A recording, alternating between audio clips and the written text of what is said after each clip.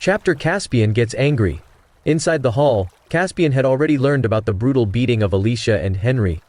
At this moment, he was watching the video of the Stewart siblings being beaten on a tablet. Seeing Robert being so cruel, Caspian was extremely furious.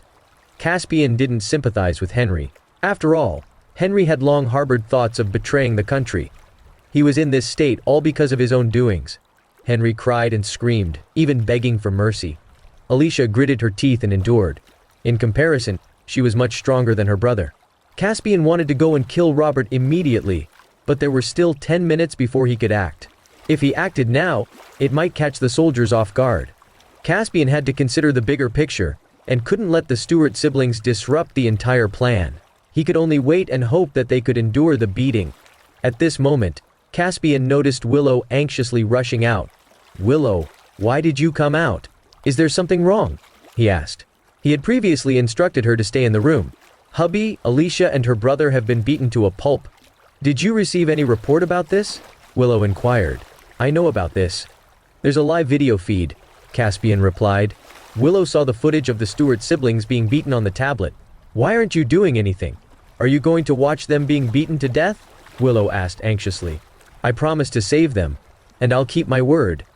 But the timing is not right yet," Caspian answered. "They're badly hurt now.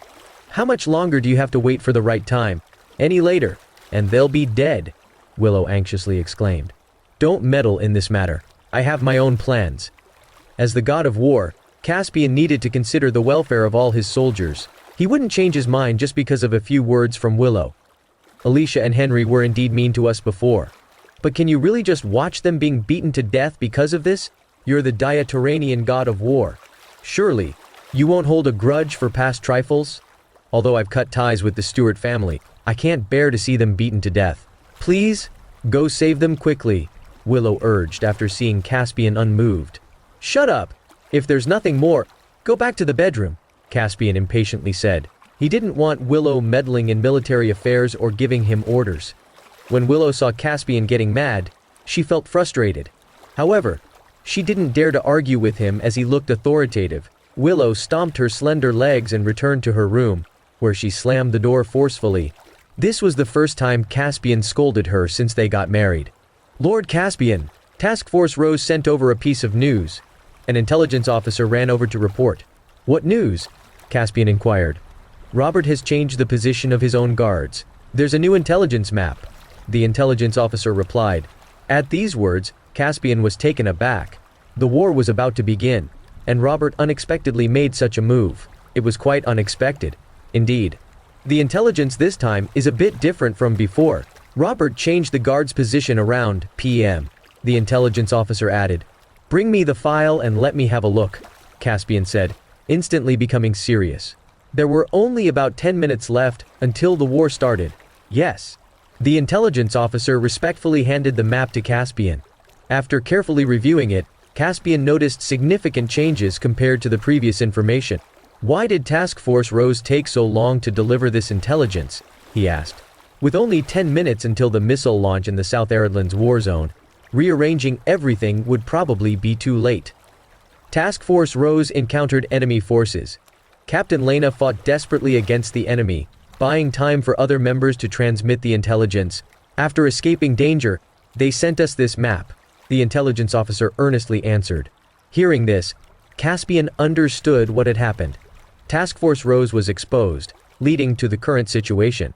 "Is Laina safe now?" Caspian asked. According to the news from Task Force Rose, Laina is surrounded by enemy forces. Her current situation is unknown, but the outlook is grim, the intelligence officer replied with lowered eyes. Upon hearing this, Caspian's face darkened. Laina was an excellent warrior, but, immediately, Caspian adjusted his mood. Sacrifices were inevitable in war. He couldn't let the incident with Task Force Rose affect his emotions. Immediately transmit the intelligence map to the South Aridlands war zone. Inform Benjamin to have the missiles repositioned to target the enemy's new positions. Our strike time still remains, Caspian ordered. He had no intention of changing the original plan. Time was running out, and changing the plan would be too late. Besides, the Stewart siblings were currently in great danger. Any further delay would cost them their lives. The sudden change of plan would also demoralize the originally high-spirited soldiers.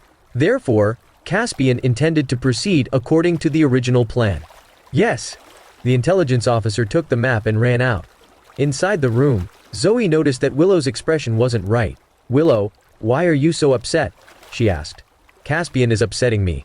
He refuses to save Alicia and Henry," Willow answered. "Willow, don't be anxious. Caspian has definitely considered all the possibilities before doing this," Zoe reassured. "I think he's intentionally delaying time," Willow said. "How can you say that? Rescuing Alicia from the General of Vedesia is definitely not an easy task. Robert is clearly trying to provoke Caspian by live-streaming the beating of the Stewart siblings. He wants Caspian to lose all rationality and act recklessly. Robert is definitely hoping that Caspian will appear now.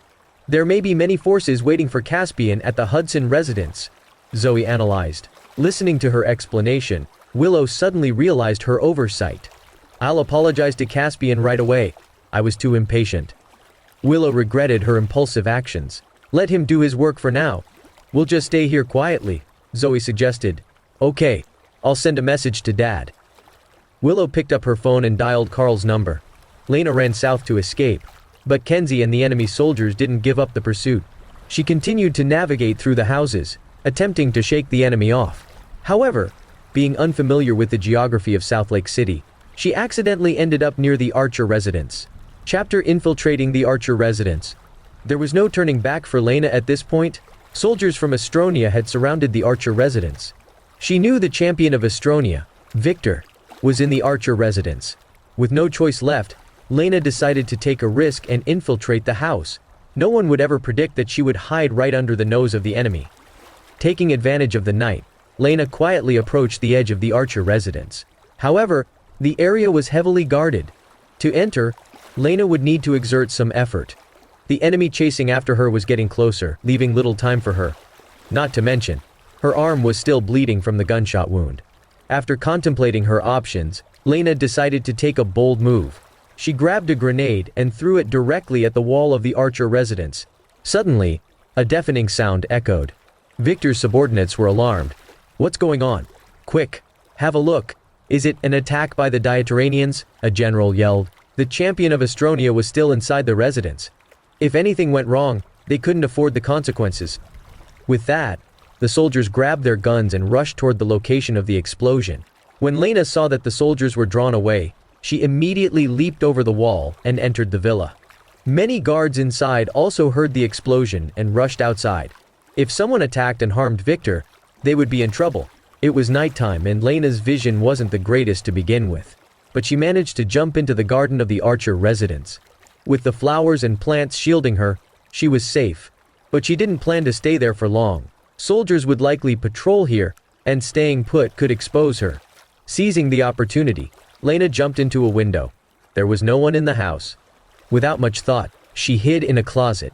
She only needed to hide for a while, as when Caspian took action, Victor would definitely be busy. By then, she could find a way to escape. At Riverside Villa, Willow was on the phone with Carl. "Dad, Caspian just told me he'll definitely save them," Willow said. "How much longer do we have to wait?" Carl asked. "Soon, I guess. Let's be patient a little longer." Willow didn't know when was the specific time, as she had no idea about Caspian's plan. "Do we still need to wait? Why is Caspian not leading an army there now?" Carl inquired. "Dad, Caspian is the overall commander. He can't disrupt the plan because of Alicia and Henry. You know this. Let's wait a little longer," she explained.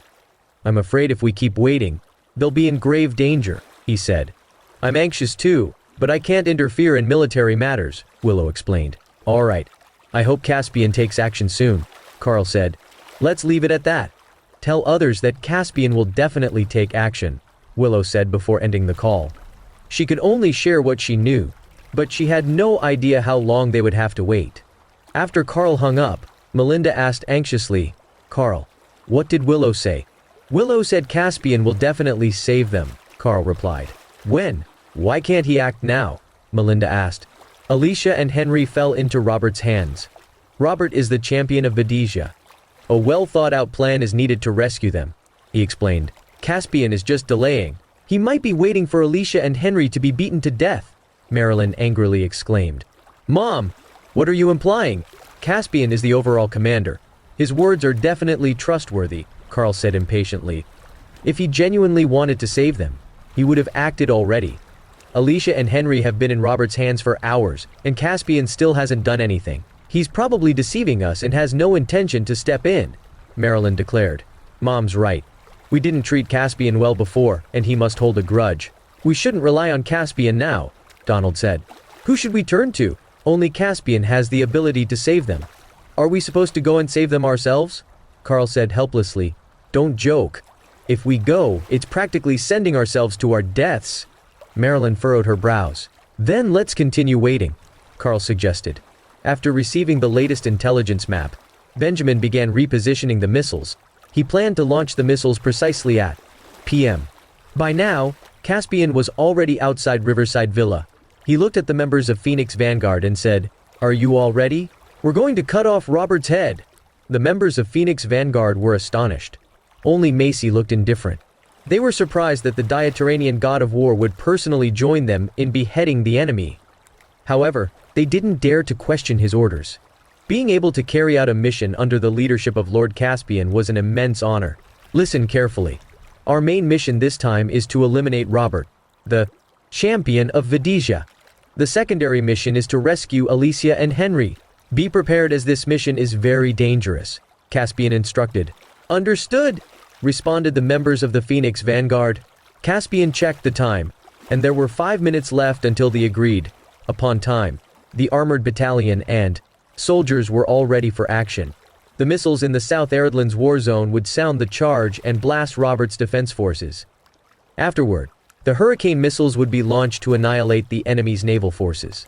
At that time, Robert and Victor would be helpless and would, without a doubt, face death.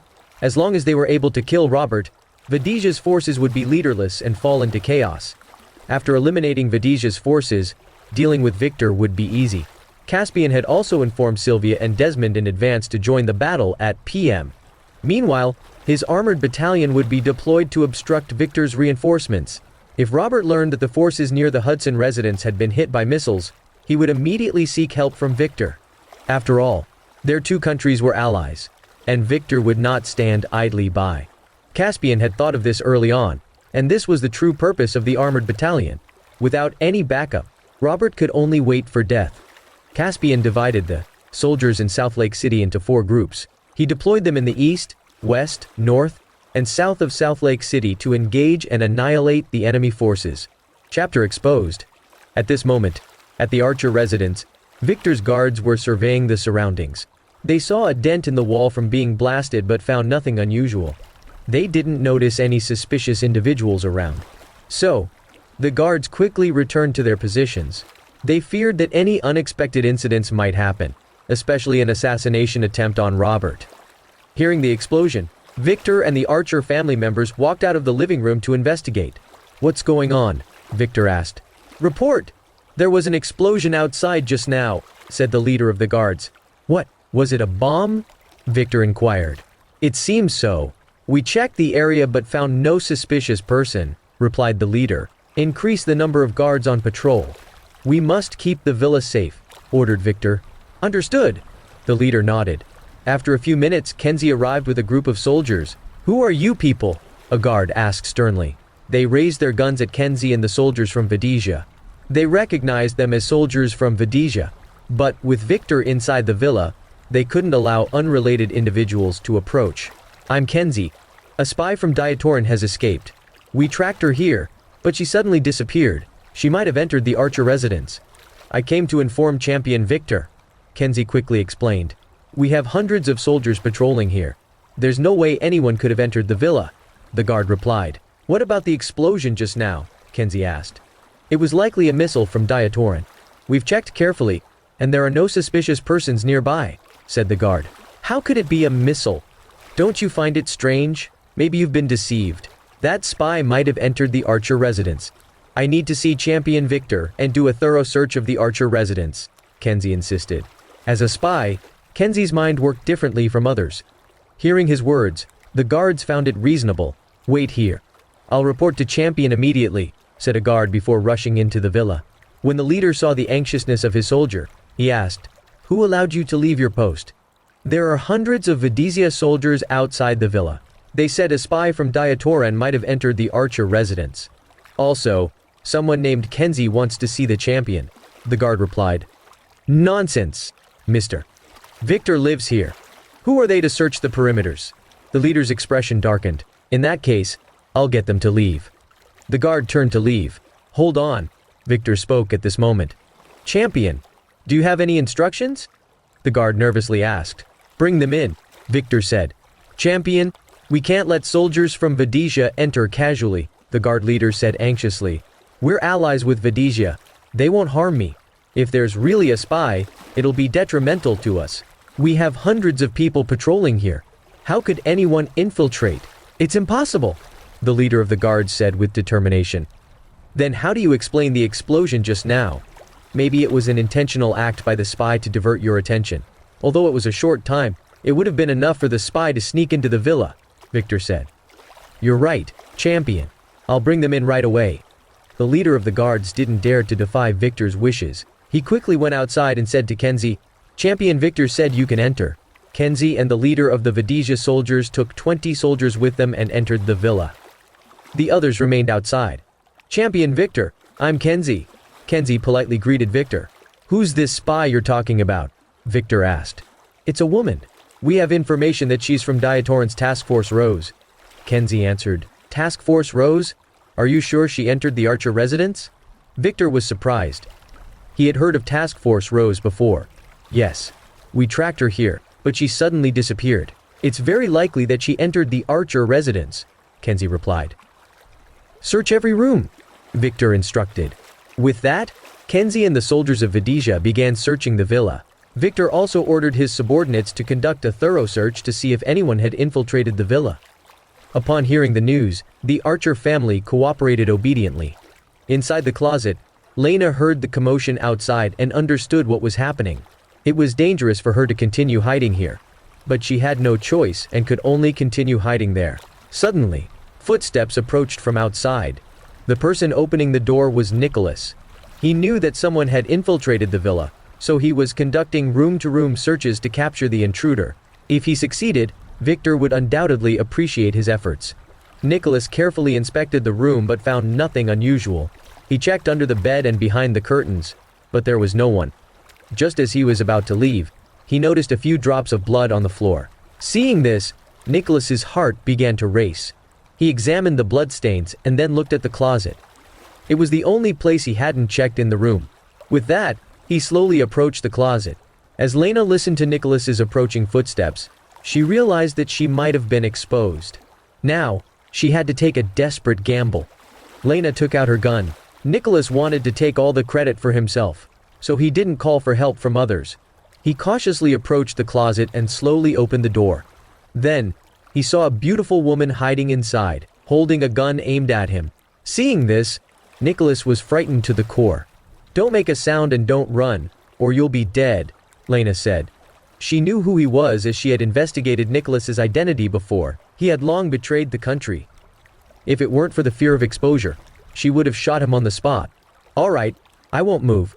Be careful. What if the gun accidentally goes off? Nicholas nervously said. He regretted it now. If he had called for help just now, he wouldn't be in this situation. Now, he was in trouble as he had become a hostage. If you dare to scream, I'll kill you first, Laina said fiercely. Don't worry. I'm not that stupid, Nicholas replied fearfully. However, he was thinking of a way out. He couldn't just sit and wait for death. If she managed to escape, he would be in trouble.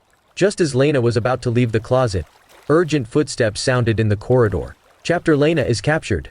Laina quickly returned to the closet. Nicholas, your family has betrayed the country. After Diatoran wins, you'll undoubtedly face death. Now, here's a chance for you. As long as you don't expose me, I can guarantee your safety, Laina said, holding a gun. Okay, I'll do as you say, Nicholas said. When someone comes in, just say there's no one in this room, she instructed. Laina had no better options now. She could only hope that Nicholas would see reason. I understand, he nodded. He would say anything to keep himself safe. If you lie to me, I'll make sure Diatoran soldiers eliminate the entire Archer family. We're all Diatoranians, so you'd better think it over. Laina had to take a gamble. As the footsteps approached, she holstered her gun, hid inside the closet, and closed the door. When Nicholas saw this, he hurriedly left the room.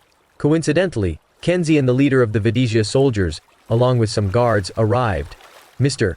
Archer, is there anything unusual here?" Kenzie asked. Nicholas's eyes were avoiding Kenzie's gaze, but he didn't directly answer the question. He took a few steps outside and then shouted loudly, "The spy is in that room!" Hearing the voices from outside, Laina was instantly furious. She regretted not shooting Nicholas, the traitor, when she had the chance. But it was too late for regrets. When Kenzie and the rest heard this, they were delighted and instantly surrounded the room. At that moment, Laina jumped out of the closet with a gun in her hand. She frantically pulled the trigger. Since she couldn't escape, she might as well take down a few enemies before dying. Shrill screams echoed as the soldiers who first entered the room were all shot and fell to the ground. Kenzie and the others were shocked by this scene and dared not enter. The other soldiers raised their guns and began firing into the room. Rapid gunfire ensued. Seeing this, Laina lay on the floor as she had nowhere to run. All of the bullets hit the wall. Laina continued to fire a few more shots and several soldiers were hit and fell. Suddenly, she ran out of bullets. In desperation, she tried to jump out the window, but the soldiers outside had already rushed in. Helpless, Laina could only pick up the fallen guns from the dead soldiers. "She's out of bullets! Capture her!" Kenzie immediately ordered. There was only one possible reason why Laina had stopped firing. It was because she ran out of bullets. Kenzie didn't order his men to kill her immediately as he wanted to extract some information about Diatoran. The soldiers rushed toward the room again. The moment Laina picked up the gun left by a dead soldier, she saw a group of soldiers rushing in. She didn't hesitate to continue firing. Several more soldiers fell to the ground. They were confused as they thought she had run out of bullets. These soldiers ended up dead, but this didn't stop the others. They gritted their teeth and charged. Soon, Laina ran out of bullets again. Now, with no way to escape, she pulled out a dagger from her waist. Cold light flashed inside the room as the dagger cut through the enemy's neck, causing blood to gush. These soldiers were all stunned. They were surprised that Laina was still so formidable despite being injured. It was beyond their expectations. The remaining soldiers dared not continue the fight. They turned and fled from the room. Nicholas, who was standing outside the room, witnessed everything. He couldn't help but gulp nervously. This woman was so terrifying that so many men weren't able to capture her. Nicholas had betrayed her. If Laina survived this, he would be a dead meat. Who allowed you to retreat? Charge! Capture her at all costs! The leader of the soldiers was furious when he saw his subordinates scared out of their wits. Without hesitation, he shot the fleeing soldiers. Several soldiers died at the hands of their own leader. "Let me see who dares to run away," the leader roared. The soldiers who ran out of the room were now terrified. They had no choice but to charge back into the room. If they didn't, they would undoubtedly die. If they captured Laina, there might be a glimmer of hope. Laina had been enduring the pain in her arm, but now, she was on the verge of collapse. The soldiers kept charging in, and she managed to kill some, but she was finally exhausted. In the end, Laina was captured. At Riverside Villa, Caspian had been checking the time. There were only 3 minutes remaining. The members of Phoenix Vanguard were ready, waiting in the tank. As soon as Caspian gave the order, they would charge out. The armored battalion had also boarded the tanks. Over 1,000 armored vehicles and tracked vehicles started their engines. The rumbling sound echoed in all directions. When Willow and Zoe heard the noise, they ran out of the villa to see what happened. As soon as they stepped out, they saw Caspian sitting in a tank. "Hubby, where are you going?" Willow shouted. "Willow, I'm going to attack Robert." Caspian felt there was no need to hide the truth anymore. "But you're the overall commander.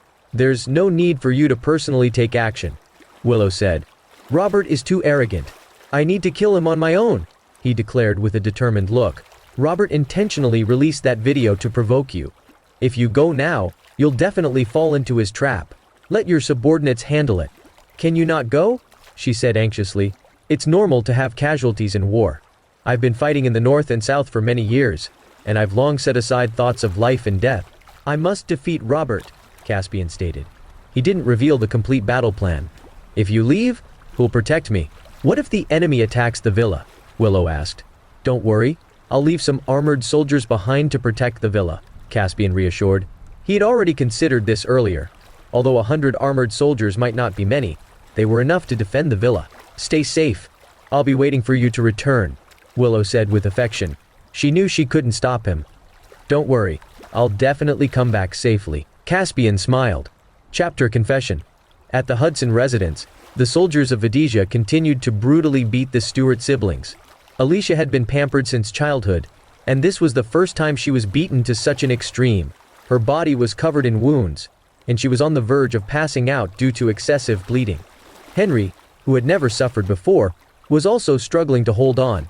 "Alicia, you're suffering such a beating because you didn't join Vedesia. If you had come with the Hudson family, you wouldn't have ended up like this." Richard spoke casually. "Richard, you traitor. You'll have a miserable end. Once Diatoran defeats Vedesia and Astronia, you'll undoubtedly face death." Alicia cursed. "You bitch! You dare to insult me?" he shouted. "General Valles, this foul woman dares to insult me. Can I teach her a lesson?" Richard asked. "Of course. Whatever you want to do is up to you." Robert nodded. "Good." Richard walked over with a smile. He took the iron whip and ruthlessly lashed Alicia, saying, "You bitch! I'll whip you until you can't speak. I'll beat you to death." Richard was exerting himself greatly to showcase his performance in front of Robert. There wasn't an inch of Alicia's body that wasn't wounded. "Ricard, you asshole! You won't have a good end. If you were a man, you'd kill me." Alicia gritted her teeth. "You're still defiant, huh? I might as well save myself the trouble of divorcing you. I can marry any kind of woman I want when you're dead," Richard said as he lifted the whip again.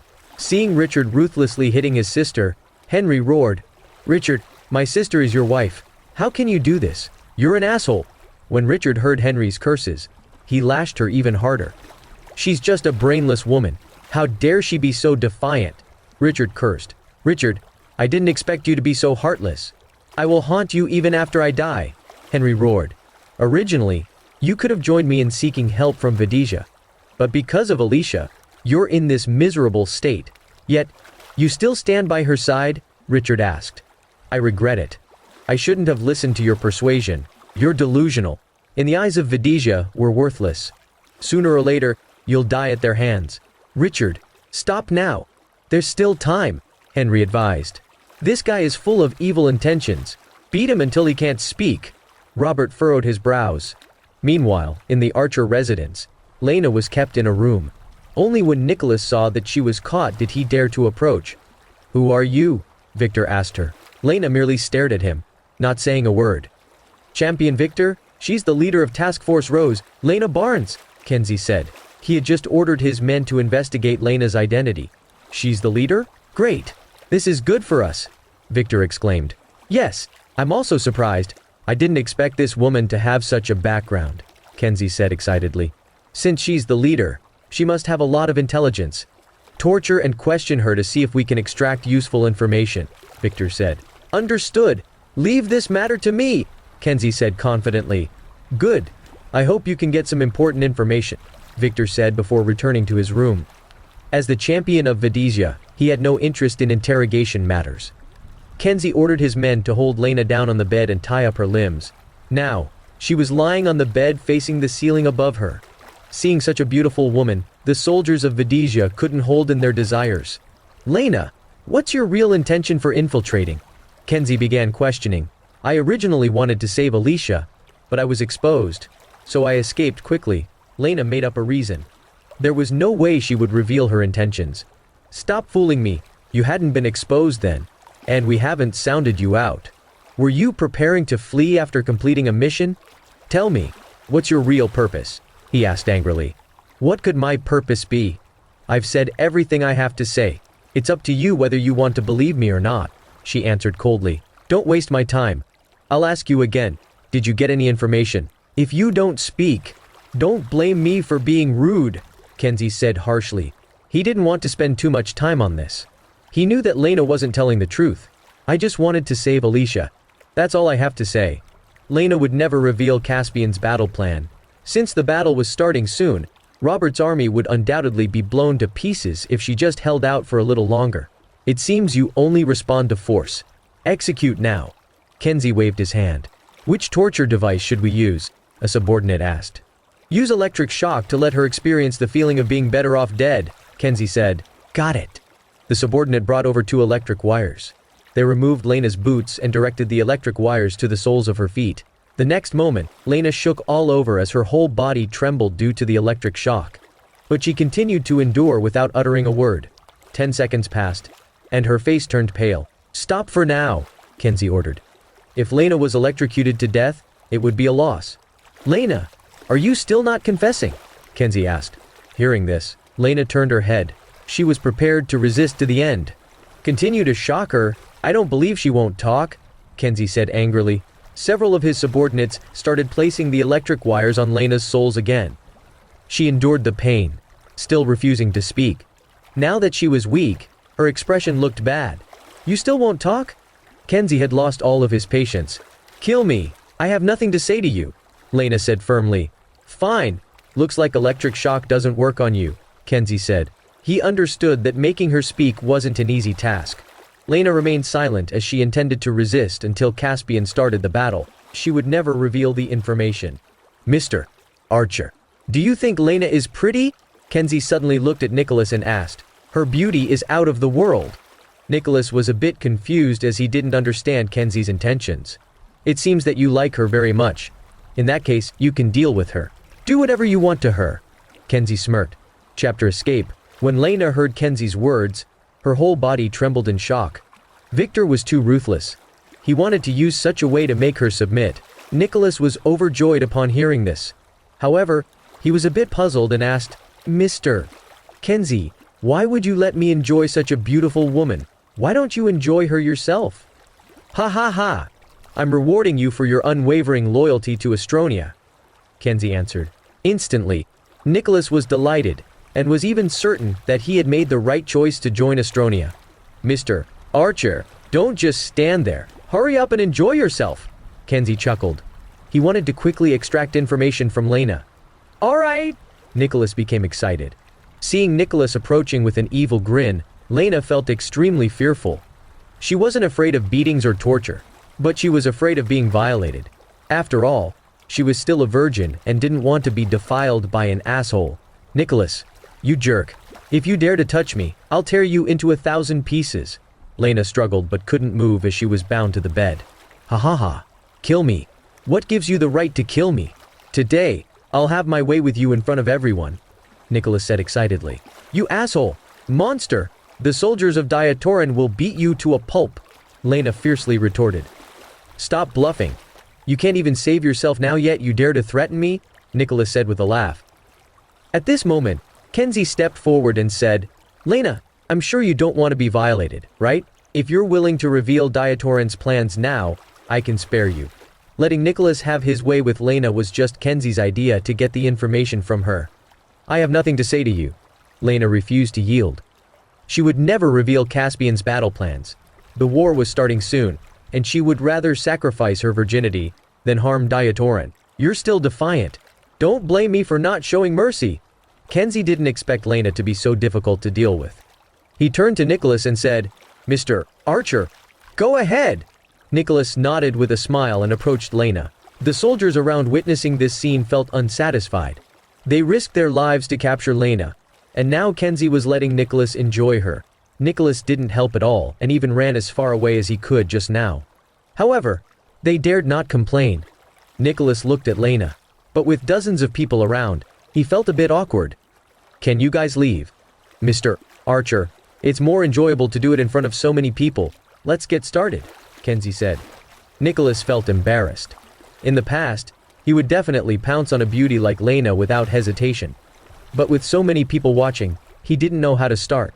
At Riverside Villa, Caspian checked the time. There was a little over a minute left. Report, Lord Caspian, Champion Benjamin is on the line.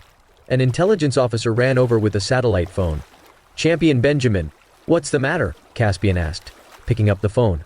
Lord Caspian, the missile positions have been changed according to the newest intelligence. Everything is ready. Good. Let's wait for the action, Caspian said. Understood, Benjamin replied. After hanging up the phone, Caspian looked at Willow and said, Honey, I'm... Okay, you must come back safely. I'll wait for you, Willow said reluctantly, but could only watch Caspian leave. At the Archer residence, Nicholas had arrived at Laina's side. Helplessly, Nicholas tore open Laina's clothes. Laina's face darkened as she gave Nicholas a death stare. If looks could kill, he would have died by now. Seeing her fierce gaze, he felt a little frightened. Now, Nicholas's thoughts of feeling awkward were long gone. He was prepared to tear off her clothes. People around were eager to see Laina's figure, but Nicholas's hesitation made the process slow down. Just as Nicholas's hands were about to touch Laina's clothes, a deafening roar echoed from outside. Everyone was stunned, unsure of what had happened. They all rushed out. Nicholas also ran out. He was extremely afraid of Laina. When Laina heard the roar, she finally relaxed. She knew that the battle had begun. Victor and the Archer family were bewildered by the roar and rushed out as well. Everyone saw numerous missiles appearing from the south, flying in the sky. The scene was more thrilling than a blockbuster movie.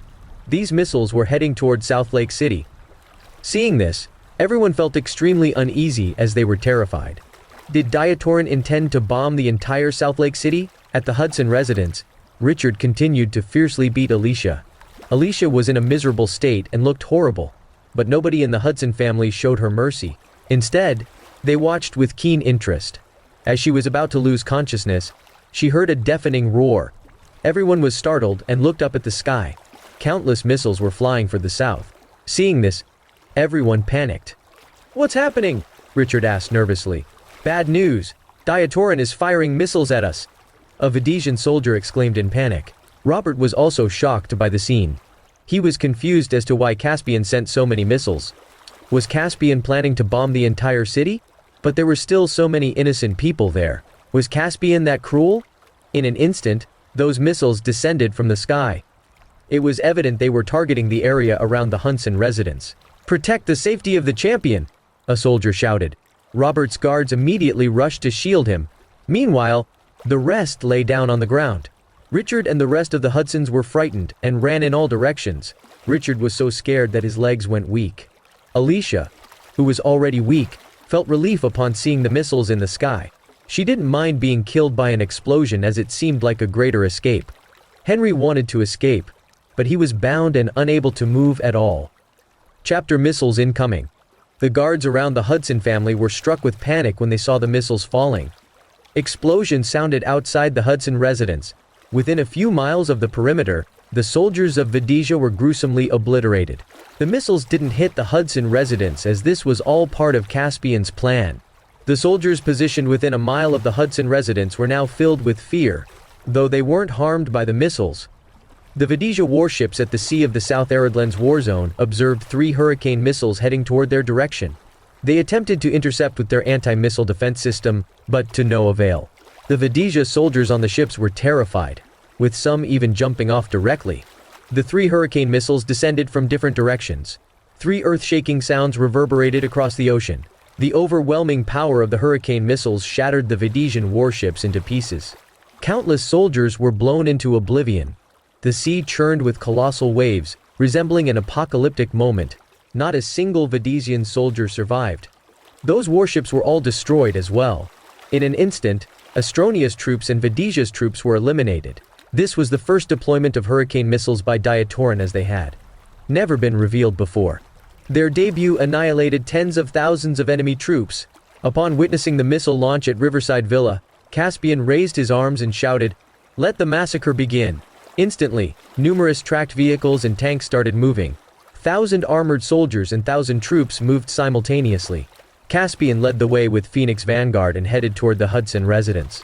Willow and Zoe stood outside the villa and gazed at the mushroom clouds in the distance. Their emotions were becoming extremely intense. "Is Caspian launching an attack with his forces?" Willow asked. "Maybe? There were missile explosions just now, and now all the armies are moving. It seems like a large-scale war is about to break out," Zoe said. "This battle is not trivial. It'd be best if it ends soon. Otherwise, many innocent lives will be affected," Willow remarked. "Yeah, if only we could witness the battle, but unfortunately, we can't," Zoe said with a hint of helplessness. "Exactly. I suddenly envy Macy and Sylvia. I also want to be a soldier," Willow sighed. At this moment, Sylvia and Desmond, along with their respective forces, launched their attack. After the missile bombardment, the Videsian soldiers were in chaos. Sylvia and Desmond's attack at this moment was a deadly blow to them. The enemy was beaten with no chance of resisting. The forces of Sylvia and Desmond were full of enthusiasm as they finally had the opportunity to vent their pent-up frustrations. Meanwhile, in the South Eridlands war zone, Benjamin gave the order. Numerous fighter jets flew towards South Lake City. They were ready for aerial combat to annihilate the enemy forces. The moment of the ultimate showdown had finally arrived. Caspian's plan was happening as planned, and it was executed flawlessly. At the Hudson residence, the enemy soldiers were in complete disarray as they witnessed the missile attack. "Get out of the way! You're crushing me!" Robert grumbled. Although these guards intended to protect, with 3 to 4 people pressing down on him, Robert was more likely to be crushed to death before being killed by a bomb. The soldiers quickly stood up. Richard and the members of the Hudson family fled in all directions. However, they noticed that everything around them had exploded except the Hudson residence. They chose to stay put. "Caspian has begun action. Send my orders. Prepare for battle." Robert patted the dirt off himself. As a champion, he had witnessed grand scenes and was quick to adjust his state. At this moment, a deputy hurriedly ran over while panting. "Champion, our garrison has been hit by missiles. Our forces are almost wiped out." "What? How's that possible?" Robert exclaimed in astonishment. He was pinned down by a few soldiers earlier and had no idea what was happening. "That's right. It seems that Diatoran's missiles had located the position of our garrison. The soldiers near the Hudson residence have almost been entirely obliterated," the deputy said. Robert's expression darkened suddenly. He sensed that something wasn't right. Everyone in the Hudson family shuddered upon hearing this news. All of Robert's troops were dead? If Caspian rushed over with a large army, wouldn't they be in trouble? "Didn't we just change the garrison's position? How could they locate our troops?" Robert angrily questioned. "Surely, the information was leaked," the deputy urgently replied. "You bunch of useless fools! A Diatoranian spy must have infiltrated here and none of you noticed it," Robert erupted. "We didn't expect it either," the deputy said somewhat helplessly. "Immediately contact the naval forces and have them rush to support." Robert maintained his composure. Their main forces were all at sea. As long as reinforcements arrived in time, they still had a chance in this battle.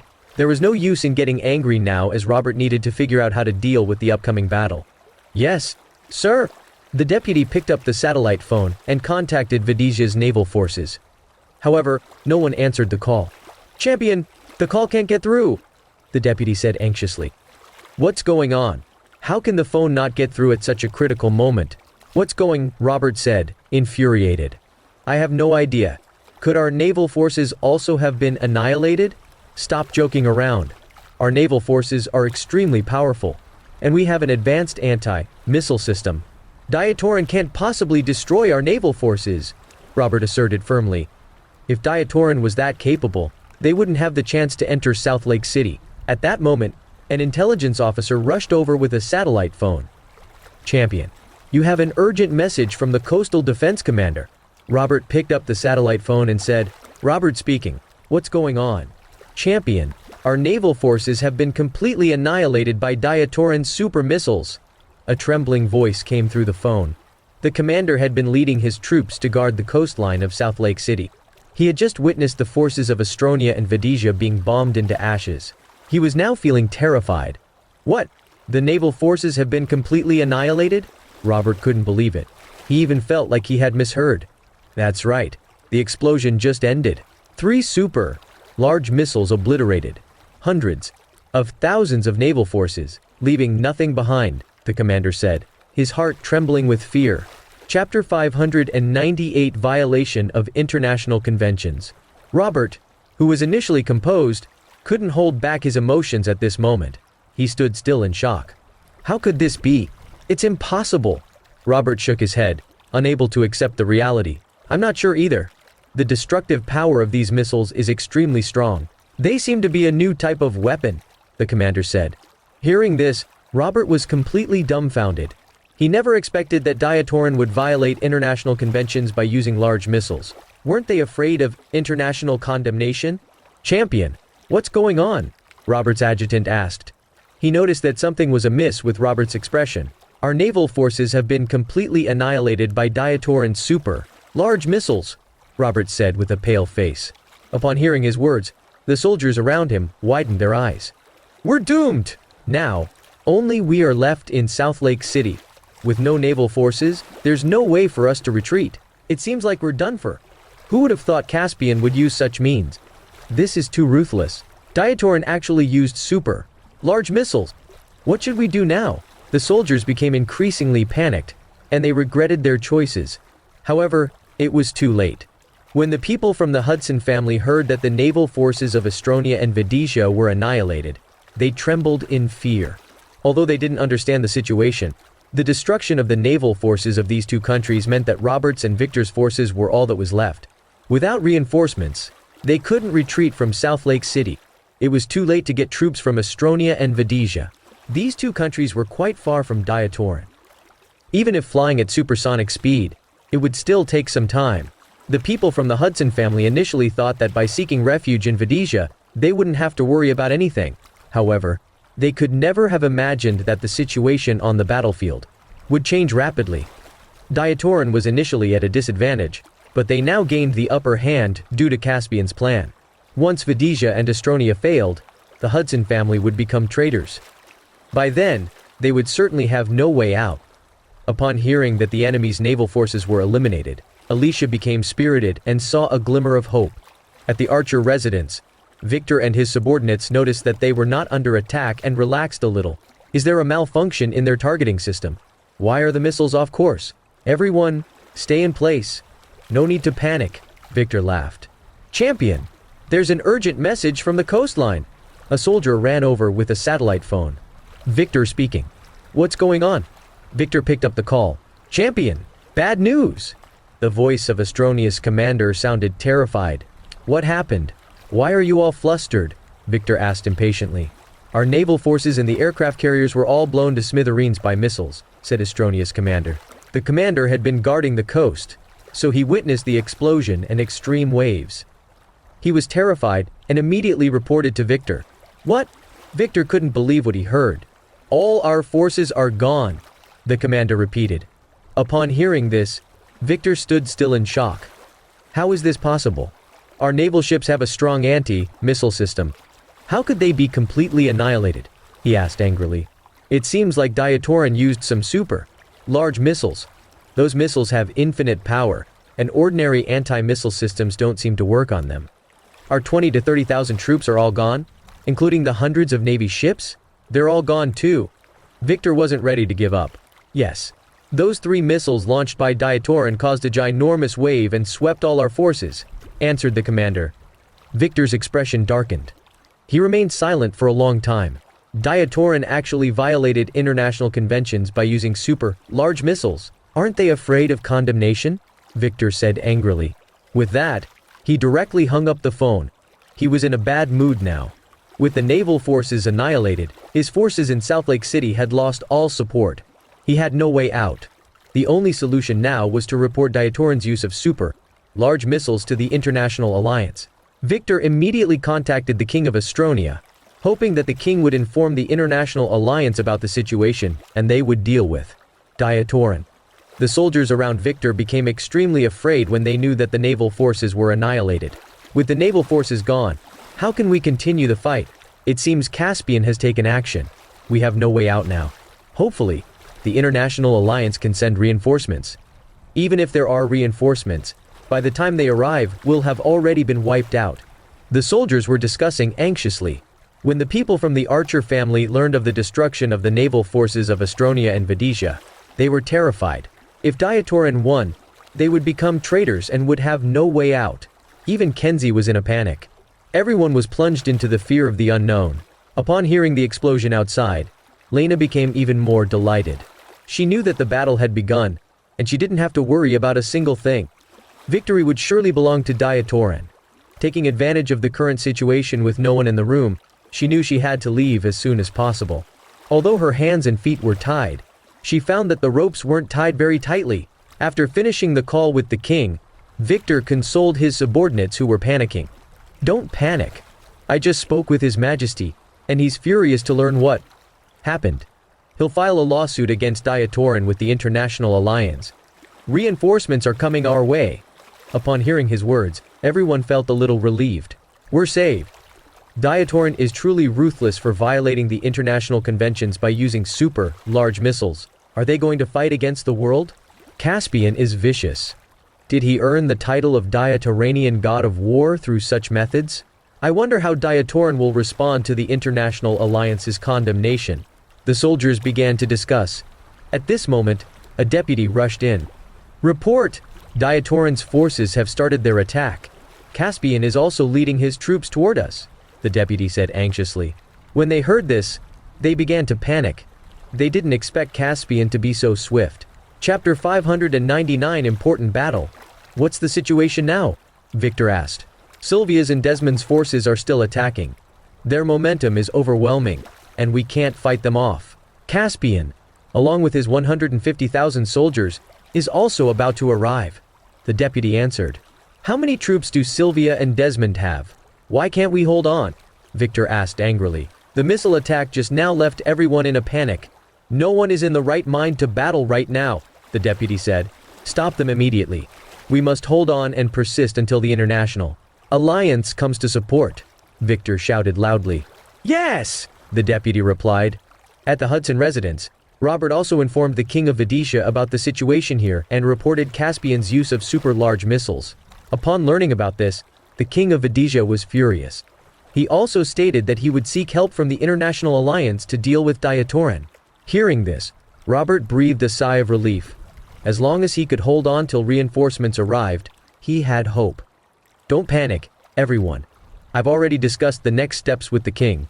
Diatoran violated international laws by using super, large missiles, and this has angered the International Alliance.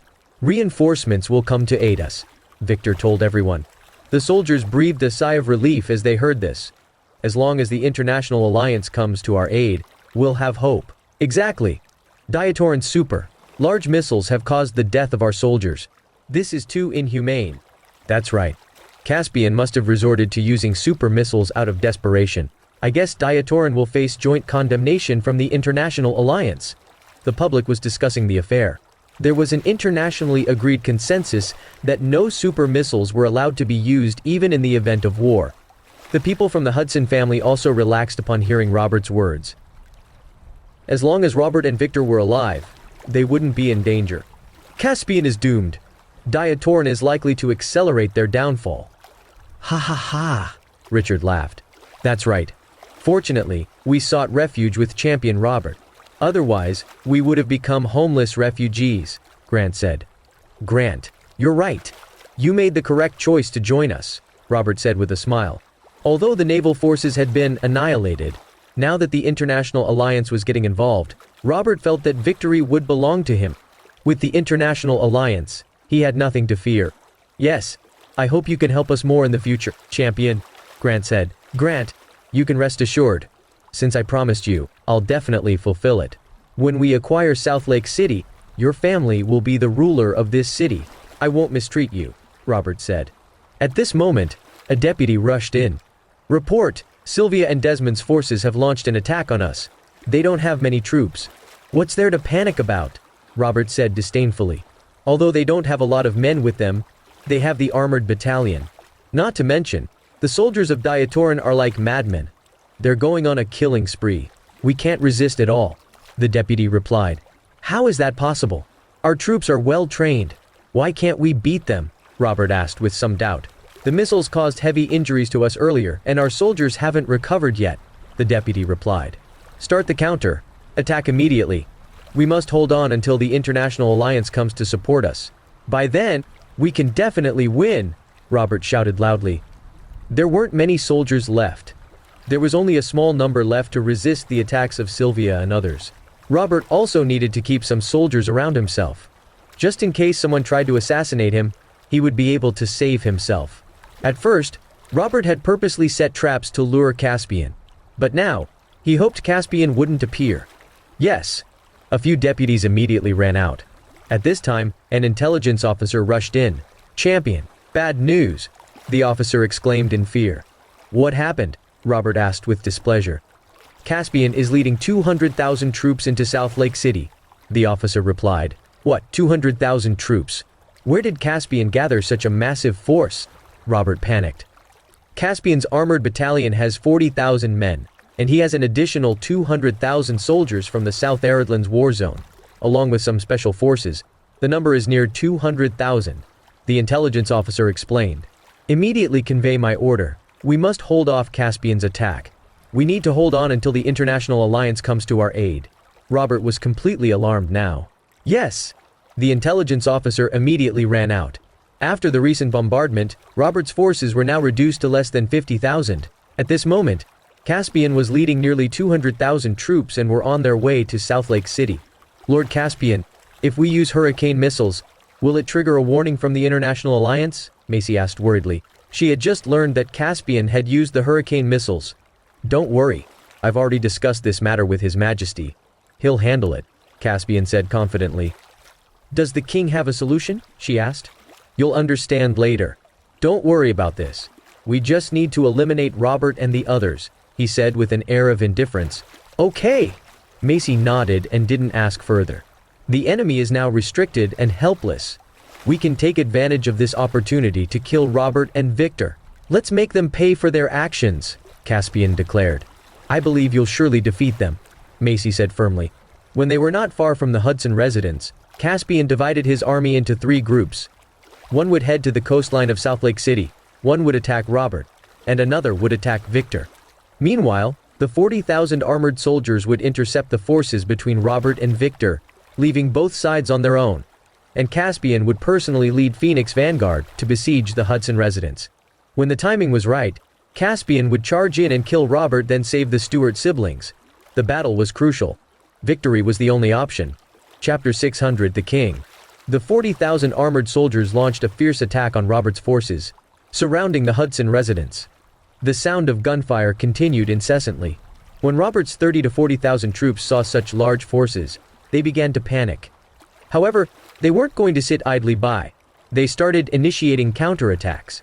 Inside the Hudson residence, the Hudson family members were extremely terrified when they heard the intense sounds of battle outside.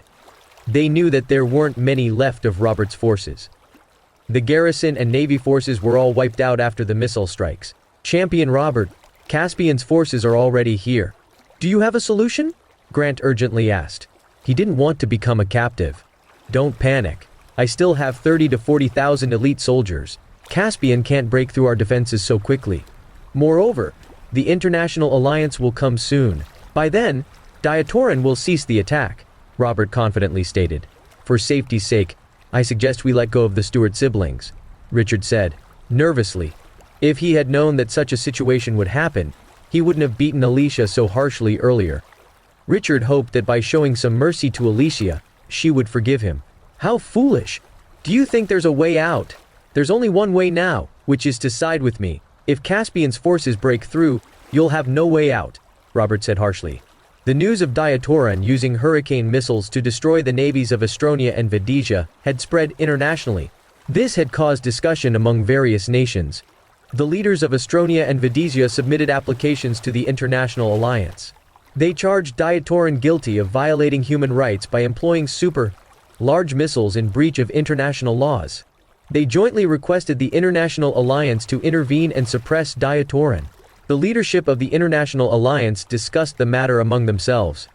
Diatoran violated international treaties by using large missiles. We can't tolerate such actions. Otherwise, other countries may also violate conventions in the future. Exactly. We must teach Diatoran a lesson. Wiping out Diatoran doesn't seem like a bad idea. That's right. Diatoran must pay a heavy price. If other countries follow suit, it'll create chaos. By then, it'll be even more challenging to control large missiles in the future. I agree. Once the International Alliance sends our troops, we'll undoubtedly take down Diatoran within 2 weeks. To safeguard the dignity of the International Alliance, we must harshly reprimand Diatoran. The members of the International Alliance unanimously supported military intervention against Diatoran. The head of the International Alliance didn't say much when he saw the members standing unanimously. Just as he was about to agree, Diatoran issued an official statement. The statement announced the successful detonation of the newly developed hurricane missiles in the Sea of South Eredlands. This declaration marked Diatoran's entry into a new era. Upon seeing this official statement, The members of the International Alliance were dumbfounded. The leader didn't dare to act recklessly and decided to have a conversation with Balthazar to clarify the situation. Balthazar, you previously signed the international convention that prohibits the use of large missiles. How can you go back on your word? The leader asked through a satellite phone call. Alliance leader, we didn't intend to use the hurricane missiles. We were conducting a routine test in our territorial waters. Is there an issue with that? Balthazar replied. Upon hearing his words, the Alliance leader was so infuriated that he couldn't speak for a moment. You must have known that the navies of Vedesia and Astronia were in your waters. Did you intentionally conduct tests there? What? Such a thing happened? Why were they in our waters? No one informed me about it, Balthazar said. Stop pretending. As the king of Diatoran, how could you not be aware of such a significant event? I believe you did this intentionally, the leader said angrily. Let me be frank. So what if I knew? That's our territory, and we're free to do what we want. I didn't invite the navies of the two countries into our waters. Not to mention, they insisted on attacking us. Should we have just waited for death? Does that comply with the international conventions? Moreover, the fact that I didn't launch the hurricane missiles into their country is already showing my biggest respect to the International Alliance, Balthazar said fiercely. You're spouting nonsense. The leader continued. Diatoran has violated the laws by using the hurricane missiles. Are you not afraid of the International Alliance? I may have violated the convention, but Vedesia, Astronia, Estria, and Filren were the first to launch attacks on Diatoran. Why didn't the International Alliance intervene then? Now that we're trying to fight off the enemy, you want to intervene? I suspect you want to curry favor from these countries, right? I might as well blow up the International Alliance, Balthazar said indignantly. You're too arrogant.